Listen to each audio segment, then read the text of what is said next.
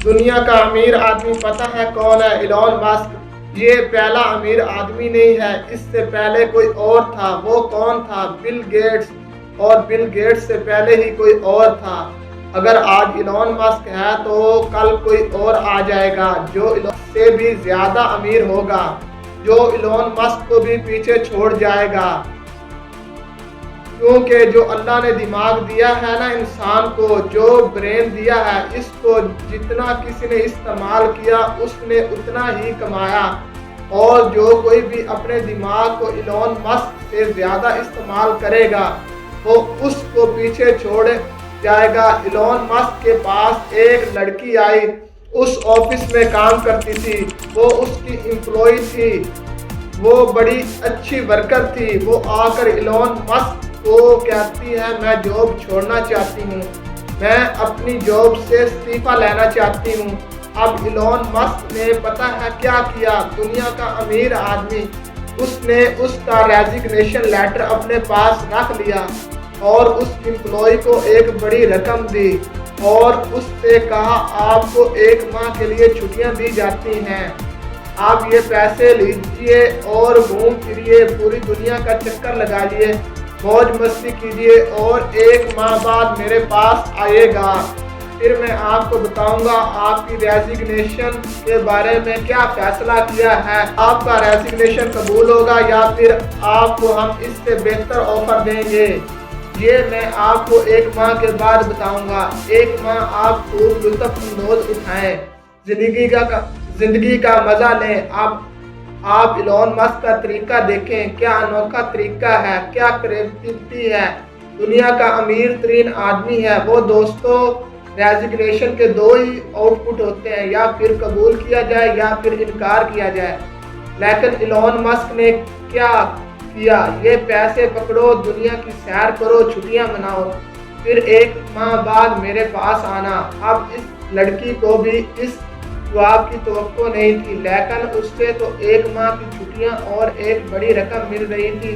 वो इस ऑफर को क्यों रिजेक्ट करती? उसने पैसे पकड़े और चली गई। ठीक 1 माह बाद जब वो घूम फिर कर आई तो इलॉन मस्क के उसकी रेजिग्नेशन पर लिखा एक्सेप्टेड और कहा आप जाइए, आप जा सकती हैं। क्यों पैसा खर्चा होगा इतना इलॉन मस्क ने? अगर यही करना था, अगर रेजिग्नेशन कबूल ही करना था तो उसे 1 माह की छुट्टियां और इतना पैसे देने की क्या वजह थी? और पैसा दिया भी किसने? इलॉन मस्क ने। वो कोई बेवकूफ तो था नहीं, दुनिया का अमीर आदमी है। तो फिर सवाल तो बनता है उसने ऐसा क्यों किया? इलॉन मस्क ने खुद से कहा इस एम्प्लॉय की मैं प्रोफाइल जानता हूँ, उसे ऑब्जर्व किया हुआ था, ये बहुत इंटेलिजेंट औरत थी और अब वो मेरे पास आ गई थी रिजाइन करने के लिए। मैंने उसे 1 माह के लिए होल्ड किया, इसीलिए किया कि मैं देखना चाहता था कि उसके बगैर में ऑफिस चल पाता है कि नहीं, मेरे काम का कितना नुकसान होता भी है कि नहीं, क्या इसके बगैर ही मेरा काम ठीक चलता रहता है। मैं सिर्फ ये देखने के लिए उसे होल्ड किया था। 1 माह बाद मैंने उसके बगैर काम किया तो मैंने महसूस किया, ऑब्जर्व किया कि मुझे कोई खास फर्क नहीं पड़ा, मेरा कोई नुकसान नहीं हुआ। मेरे पास और भी ऐसे लोग हैं इसकी जगह पर, जिस एम्प्लॉय पर उसे रिप्लेस किया था वो भी अच्छा काम कर रहा था। तो मैंने 1 माह के बाद ये नतीजा निकाला कि मुझे इसकी कोई ज़रूरत नहीं है।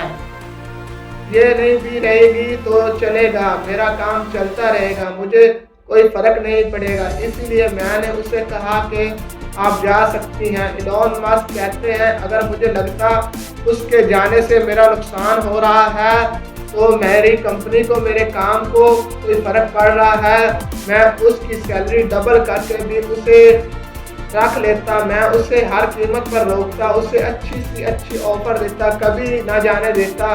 तो दोस्तों, ऐसा होना चाहिए आपको कि आपके होने या ना होने से फ़र्क पड़े। आप अपने आप को ऐसा बनाएं, जहाँ भी जाएं अपनी छाप छोड़ आएं, आपकी मौजूदगी से फ़र्क पड़े। और आपके ना होने से आपकी कमी महसूस हो। ऐसा नहीं होना चाहिए जो काम आप कर रहे हैं वो कोई और भी करे, बल्कि आपका काम ऐसा होना चाहिए कि जो काम आप कर सकते हैं उस तरह का, इस म्यार का, इस क्वालिटी का काम कोई और कर ही ना सके। अपने आप को ऐसा बनाएं, अगर आप एक दिन ऑफिस में ना जाएं तो पूरा ऑफिस हिल जाना चाहिए।